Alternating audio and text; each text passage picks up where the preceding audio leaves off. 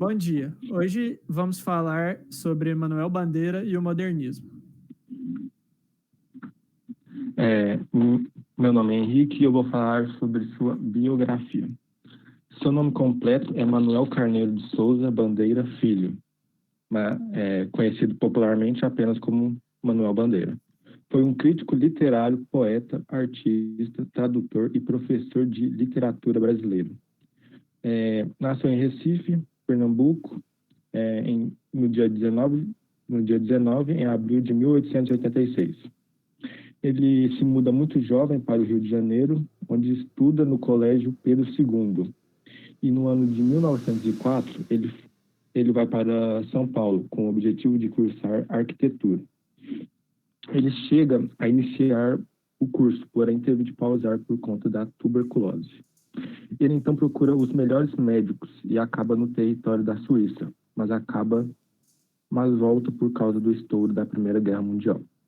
De volta ao Brasil, em 1914, dedica-se à sua verdadeira paixão, a literatura. Durante anos de trabalho publicados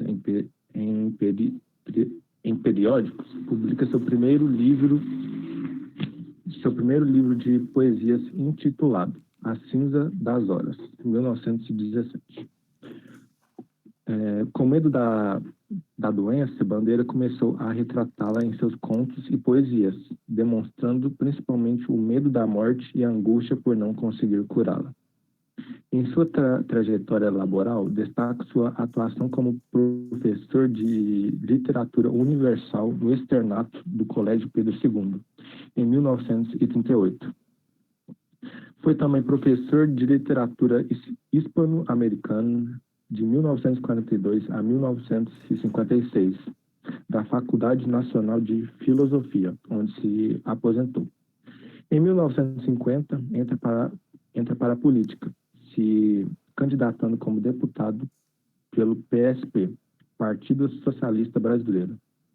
E em 1968, o escritor e crítico literário foi vítima de uma hemorragia gástrica e faleceu.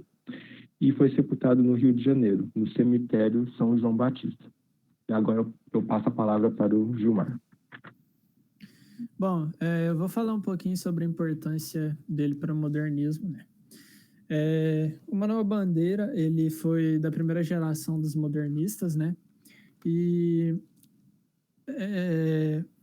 na Semana de Arte Moderna, que aconteceu, ele teve uma das suas obras, que foi Os Sapos, lida lá e apresentada.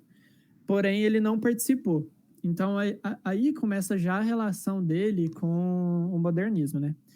Ele foi um grande influenciador por suas obras terem os versos livres e brancos, ele usar uma linguagem coloquial, ele fazer crítica a outros movimentos literários, como o parnasianismo, o romantismo, e estava muito presente isso nas obras dele, né?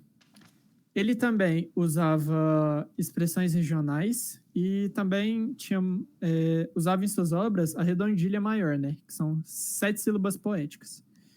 Ele ficou muito marcado por ser no modernismo por conta das suas obras que ele produziu, por influenciar outros autores da época, né? E ser um dos principais escritores que produziram obras modernistas naquela época. Então ele foi o cara que foi, tipo, deu início de fato, assim, alavancou o modernismo depois da Semana de Arte Moderna, né? Porque anteriormente havia os pré-modernistas.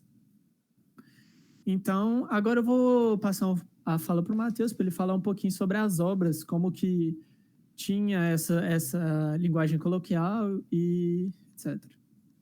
Bom, as obras de Manuel Bandeira foram várias. Ele teve muitas obras, tanto em poesia, tanto em prosa, quanto em antologias, né, que seriam os conjuntos de obras literárias que ele guardou em certos livros e foram publicados. E como consta ao lado ali naquele quadro, A Cinza das Horas, que foi a primeira publicação dele, ele retratou, de formas gerais, um uma crítica, ele começou abordando de certa forma a crítica à forma da linguagem tradicional que já existia, por exemplo, no romantismo e no trovadorismo. O Carnaval, que foi a obra que continha os sapos, que foi citado, que foi uma das obras principais, a mais conhecida, na verdade, dele, que foi apresentada na Semana de Arte Moderna, era uma crítica intensa também a parte dos parnasianos, e teve outras obras que seguem ali ao lado, como Libertinagem, que é outra obra conhecida, O Ritmo Dissoluto, Líria dos 50 Anos, Belo Belo, Estrela da Manhã também, Mafuá do Malungo, Opus 10, Estrela da Tarde. O ponteio, que é esse verbo, esse poema escrito dessa forma, com essa característica em cadência, assim, descendo, tem a ver com o concretismo modernista, que foi um tipo de gênero que ele passou a aderir, que a gente consegue perceber nesse poema. E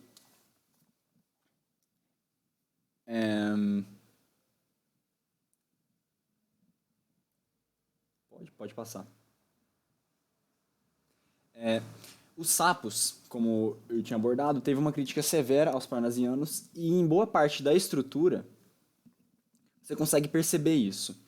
Por exemplo, no início, na primeira estrofe, ele condena a ideia de buscar sempre os holofotes dos parnasianos, querer sempre aparecer com uma linguagem muito rebuscada, que essa parte de linguagem muito rebuscada também pode ser evidenciada nessa segunda coluna, que seria a sexta estrofe, quando ele fala a forma, de procurar muito mais frases e coisas robustas ao invés do conteúdo.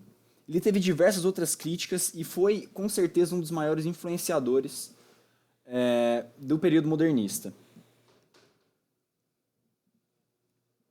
Outras obras dele, que foram, por exemplo, de poesia, já foram citadas, mas existem várias outras, essas foram as principais. Também tem algumas de prosa, como as Crônicas da Província do Brasil, Guia de Ouro Preto, Noções de História das Literaturas, Literatura Hispano-Americana, que foi também onde ele deu aula, essa área, Gonçalves Dias, Itinerário de Pasárgada. Inclusive, esse foi Pasárgada foi uma das temáticas de um dos poemas dele, em que ele abordava algo fantasioso e falava muito sobre o cotidiano, sobre coisas corriqueiras. Isso também ocorreu na parte no poema do Ritmo Dissoluto.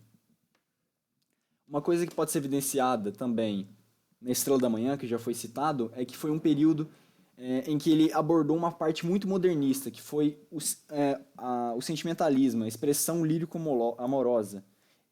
E, resumindo, dessa forma a gente consegue perceber que muitas obras dele tiveram críticas e símbolos que foram parte para o modernismo e influenciaram até os dias de hoje muitas das coisas que nós temos na arte, na literatura e em diversas outras áreas. Pode passar.